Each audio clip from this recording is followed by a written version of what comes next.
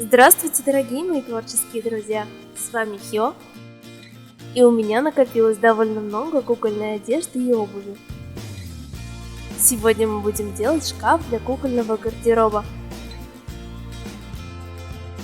Для работы я возьму грунтованный картон.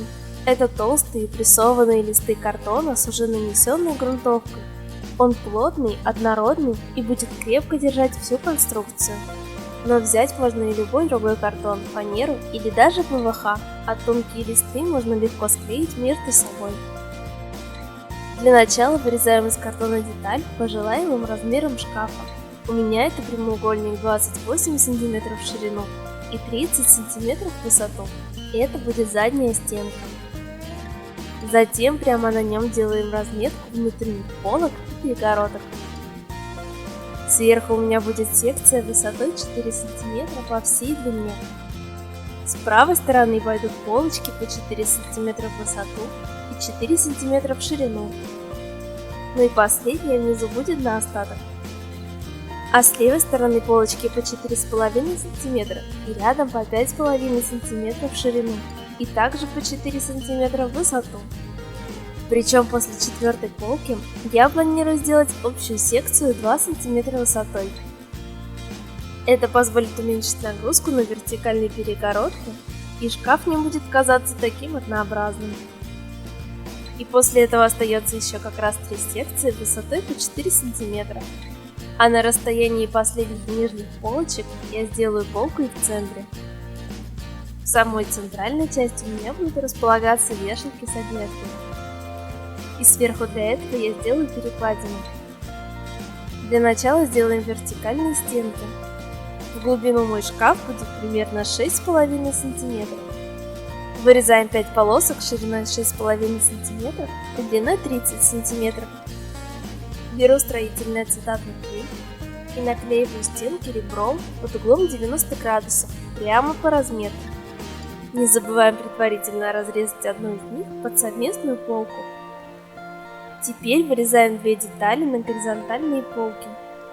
У меня они получились 9,9 см в длину и 6,5 см в ширину. Промазываем клеем заготовку с 3 сторон, а также ребро стенки. И аккуратно вставляем нашу полочку. Выравниваем угол. И для надежности можно дополнительно промазать клеем швы. Чтобы не держать все это до высыхания, можно стянуть стенки, например, малярным скотчем.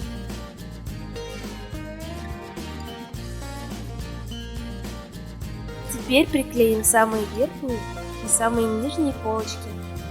Чтобы заготовки точно подходили, делать размеры отдельно для каждой полочки.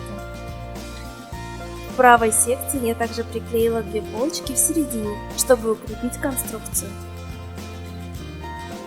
Остальные полочки я планирую сделать съемными. Не приклеивая, вставляем их на места, выравниваем относительно друг друга и отмечаем боковые линии. Для того, чтобы сделать держатели для полок, подойдет обычный лист офисной бумаги. Складываем его произвольной гармошкой, добиваясь толщины примерно 2 мм. У меня бумага довольно толстая, поэтому мне хватит 5 ступенек. И теперь хорошенько промазываем их клеем. Подойдет и ПВА. Склеиваем все ступеньки между собой. Оставляем до высыхания. Можно также положить под пресс.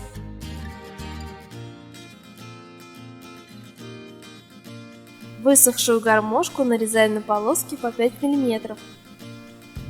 И потом эти полоски нарезаем на кусочки по 2-3 мм. Не страшно, если кусочки будут немного разной ширины, этого видно не будет. У меня будет 8 съемных полок, и по 4 держателя на каждую, получается всего мне нужно 32 кусочка. Теперь на боковой стенке шкафа под линией полки, которую мы обрисовывали ранее, ставим капельку клея в глубине. Затем берем наш держатель и сажаем его на эту каплю. Выравниваем верхний край нашего брусочка по линии и вторую каплю под этой же линией ставим ближе к наружному краю. Приклеиваем все держатели к другим полкам.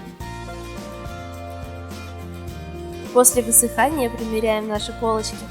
Отлично! Такие простые держатели можно приклеить где угодно и регулировать высоту секции по своему желанию. Теперь сделаем штангу для вешалок. Я возьму для этого обычную шпажку и обрезаю ее примерно на полсантиметра меньше центрального проема.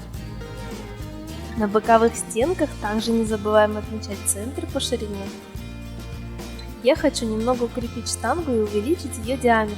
Замеряем точную ширину проема и снова берем незаменимый лист бумаги.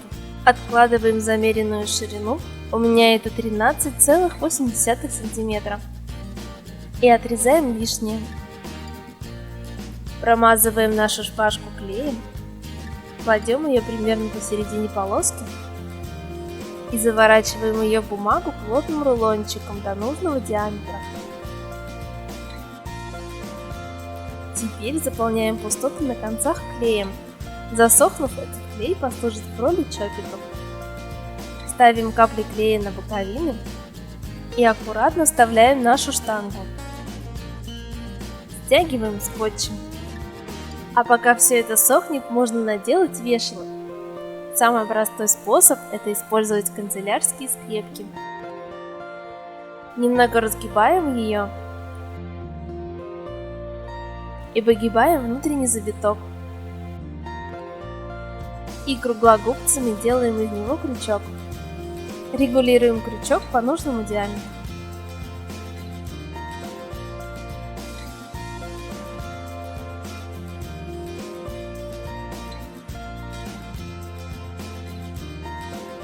Для вешалок покрупнее понадобится и более крупная скрепка.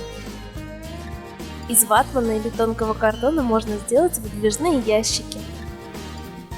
Откладываем от края высоту проема минус 2 мм на толщину. У меня она 2 см и минус 2 мм получается 1,8 см. От этой точки откладываем длину. У меня 9,9 см минус 2 мм, получается 9,7 см. И еще раз высоту 1,8 см.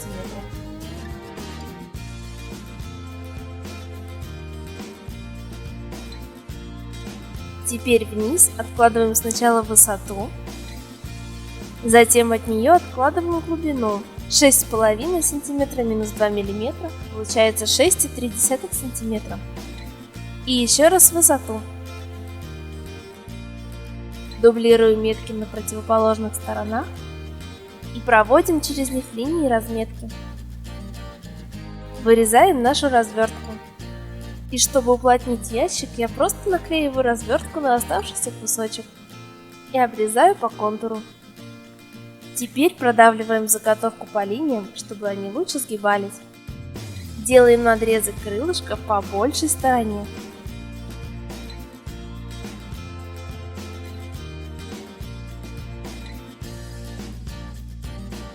И укорачиваем их примерно до 5 мм. А также срезаем уголки. После этого сгибаем по линиям и склеиваем по типу коробочки. Чтобы ящик было легко выдвигать, можно вырезать фигурную выемку или сделать ручку, например, приклеив бусину. Дальше займемся дверками.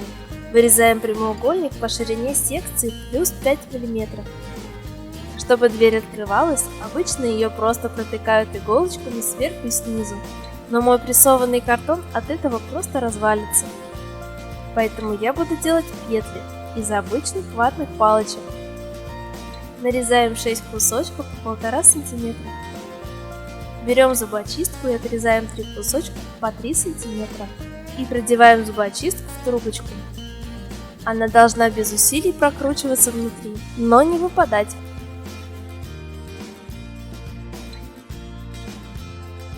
Если зубочистка не вставляется, подшлифуйте ее наждачкой или пилочкой для ногтей. Теперь приклеиваем трубочки с внешнего края боковой стенки. Приклеивать буду секундным клеем. И для наилучшего сцепления слегка процарапываю о наждачку.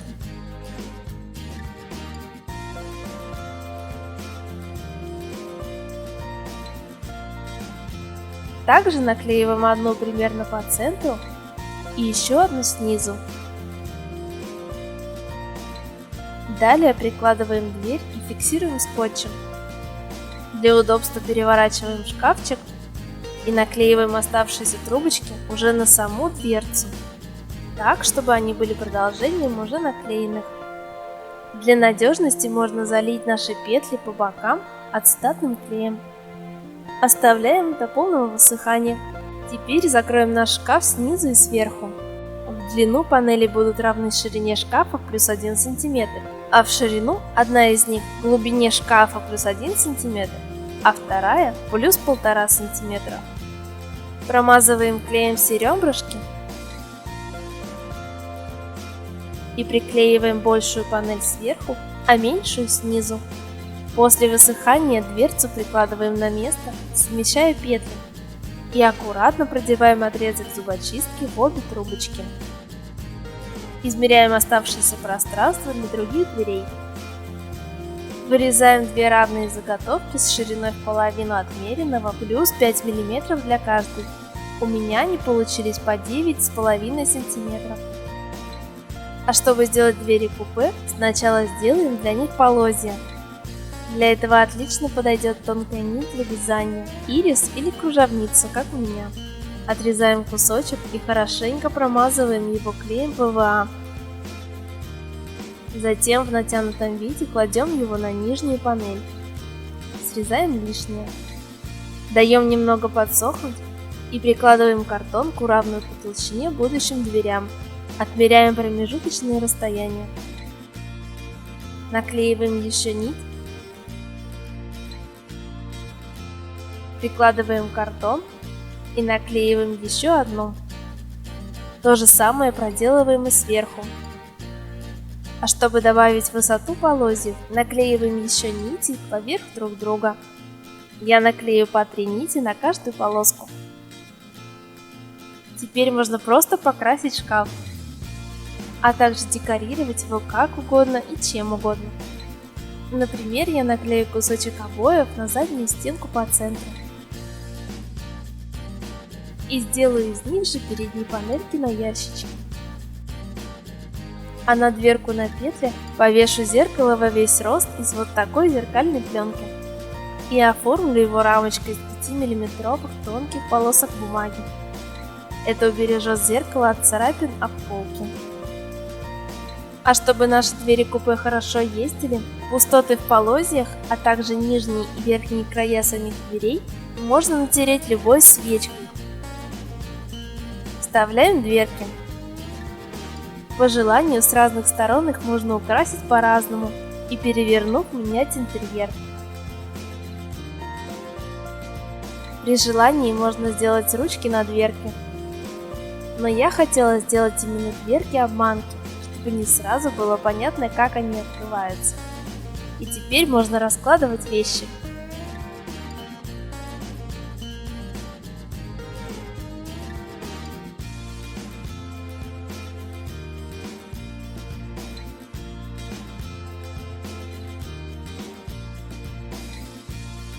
Надеюсь, это видео вам понравилось и оно было для вас полезным. Ставьте лайк, пишите комментарии и подписывайтесь на мой канал. Заходите ко мне и в другие соцсети. Бесконечного вам вдохновения и до новых встреч!